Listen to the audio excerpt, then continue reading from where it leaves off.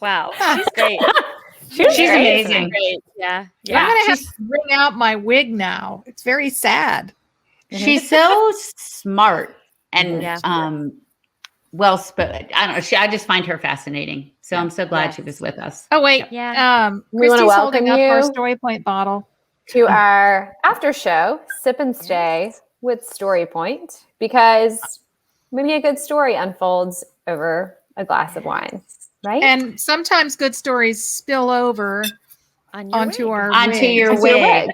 Sometimes you have too much Story Point before you even start the evening. I did not have too much. I just had a lot going on my table. I had props. I had my gavel. I had my, $14. Oh, it's soggy and smells like Chardonnay. I had my wig. You want me to put it back on? Yeah, you should put it back on. Yeah. You should put it back on while I talk about our merch. Can we do that? Let's do that. Tell us. Okay. So while the credits were rolling, you guys talk about a missed opportunity. We were calling it our Friends in Fiction merch star. It should have been called our Friends in Fiction Fluencer. Right? Our Friends in Fiction fashion. Maybe that's better. Yeah. I like that. Well, at any rate, whatever we call it, every week, starting next week for 4 weeks, we are going to pick someone and share their picture with their Friends in Fiction merch on the screen. So for those of you who don't know, we have these amazing t-shirts available. Yep. Hello, t-shirts. Yeah. And super cute Friends in Fiction wine sippies and coffee tumblers as well. Although we're almost out of coffee tumblers. So if you want one of those, you need to get on that. But they are available for sale from Oxford Exchange. And so just submit your picture. There's a post under announcements online where you can submit your pictures. Although people have been like emailing them to me and DMing me on Instagram. Like, I don't care how you send your picture, just send it in. No fun. And we're going to pick some of you, and you're going to win a copy of either my Christmas in Peachtree Bluff, Patty's Once Upon a Wardrobe, or Mary Kay's The Santa Suit. I did not ask them before I announced that. I just went for it. So hopefully that's okay.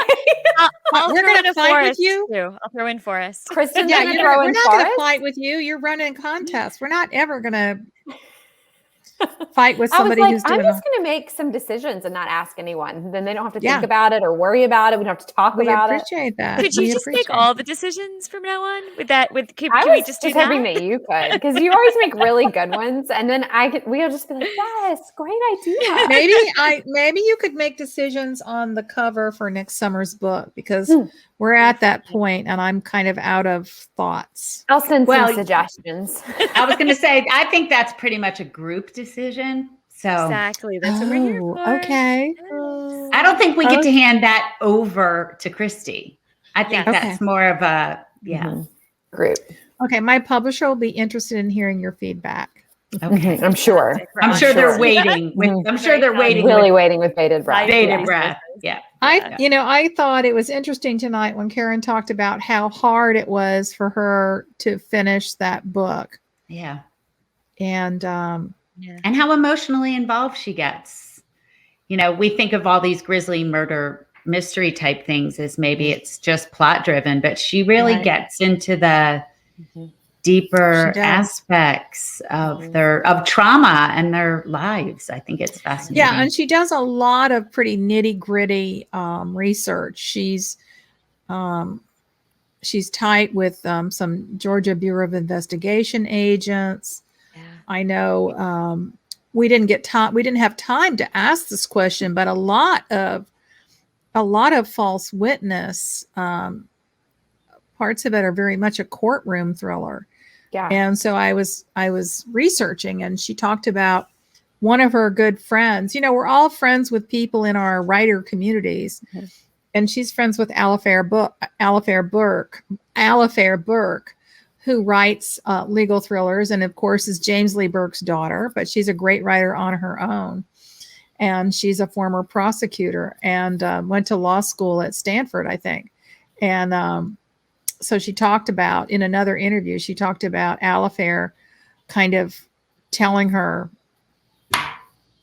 how to do the legal research in this book, because in False Witness, Lee, the protagonist, who is a really kick-ass lawyer at a white shoe law firm, she gets basically kind of blackmailed into defending this scumbag rapist. And then, of course, it turns out there's a connection. And so she has to do her job, ethically her job as a lawyer, defending someone who's really indefensible. But at the same time, she's got this really deep trauma suffered at the hands of this person. Wow. So that's powerful. It's kind of interesting. Yeah, it really is. And talk about an impossible choice, Yeah. Absolutely. We all do a lot of research, and some of that research, is tougher than others. Yep. True. But I also think it's fascinating, because we've talked about it so many times on the show with so many authors, how during COVID, it was easier for some people to write their books and harder for others. And just because you're granted a large swath of time doesn't mean that everything got easier. No, it didn't. I mean, it still feels a little bit like that now, like this kind of unsteady tremor beneath everything, and to remember that everybody's feeling it.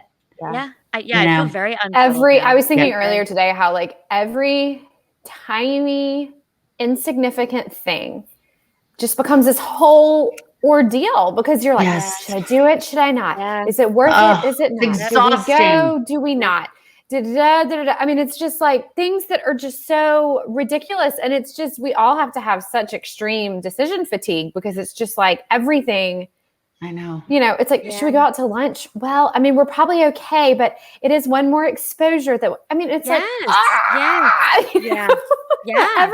A sandwich. Everything's a little bit more exhausting. Everything's a little bit. And when she was talking about that, everybody's in trauma, I was thinking while she was saying it, that it's good to remember that, like, everybody's an inch away. All of us. I was listening to a podcast about that last night, and how it was really, really interesting about, how this time has brought up like every single thing from our past, and we don't even realize it. Yep. That it's, any other time we've been afraid before, any other time we've had to face something difficult before. It's like all these things, because we've never lived through this. So it's like our subconscious is pulling back. It's pulling on every single horrible thing we've ever experienced in our lives for a frame of reference. Because that's what that book is about, that the body keeps the score. Yeah. And he has a really good podcast out right now with the New York Times with Ezra somebody. And that's exactly what it's about, Kristy, it's not what's happening right now. It's pinging everything that happened before. Well, and it's also that reminder that as much control as we think we have over our lives, we have none. And as secure as we think things are in our lives, anything could happen at any moment. I mean, I think that to me is the scariest part of this time. It's just that realization that we all know in the back of our minds, but that realization being kind of driven home again and again. Yeah. Because like, that's the thing we have to forget to be able to really live, right? We have to be able to forget. Get to the page every day. Yeah. Right? We have to be able to forget the one thing we can control can ever happen at any time. Like, we have to kind of be able to forget that to be able to like live our lives, but it's like in our face every second. That's like, and I feel like when I was writing The Newcomer last year, I feel like I wrote most of that book sitting up in bed, starting at 7 a.m. And just for the first time, I'm not joking when I say there was nothing else to do or nowhere else to go. Yeah. And I just put my head down, and every morning at 7 a.m. or sometimes earlier, I was writing, and maybe that was my escape from the reality that was surrounding me, because I was in my half dark bedroom in my PJs.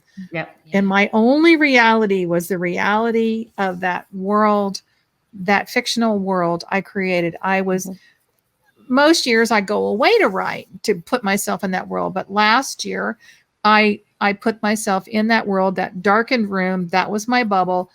And, but I wasn't writing a legal thriller with a lot of pretty traumatic detail in it. Yeah, this must have been a tough year to go that dark. I mean, I know a lot of her work is dark, but I mean, that really, I think, required a deep emotional dig, which this was a tough year to do that. It really was, because our emotions were already on the surface in a way that was difficult to deal with. So no, I've said over and over, Once Upon a Wardrobe was my touch point every day. It's like the opposite of grisly murder, right? It's but it was everything else was burning and going crazy, that I could return to that again. And I mean, and I will always remember that. I mean, we kind of joke about it, but really and truly, I wrote the entire wedding veil at 7 a.m. in my bed. And if it hadn't been for you guys, like, I don't know that would have happened, because I was homeschooling. I mean, I'm not like everyone was, Kristin was, we all were, but I'm just saying it was that time of like, okay, I'm actually going to do this, when if I hadn't done that, there would have been a million excuses, of course, to not write that book. And I know those excuses. I'm making them now. So I'm making them right now. Yeah. Well, we all do. I'm like, we all do that. But it was really, I think, during a time when everything was just so insane. Like, it just made it that go-to point where we were all like, we weren't together, but we were together every morning, and we were all doing it. And there was something really kind of special about that I think made it really just work. Yeah. We should have texted her at 7 a.m. Exactly.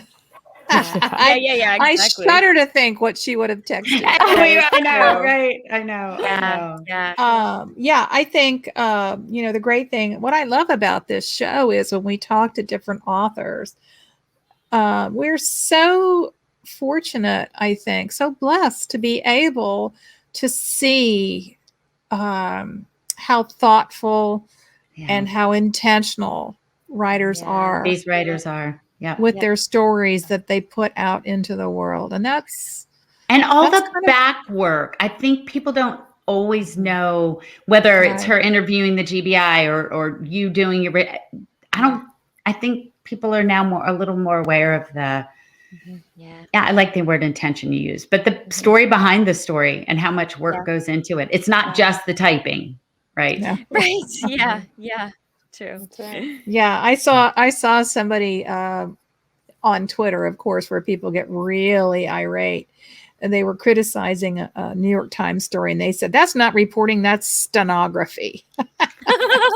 I like that. I wish it was that easy, right? If it were that easy. Only somebody who's never had to report on a breaking story could call it stenography, but that's a different story for a different night. Okay, my husband is cooking me something delicious, and I can smell it. Ooh, and I'm all right, lucky you. Are you sure that's not just the wig, the nearby wig?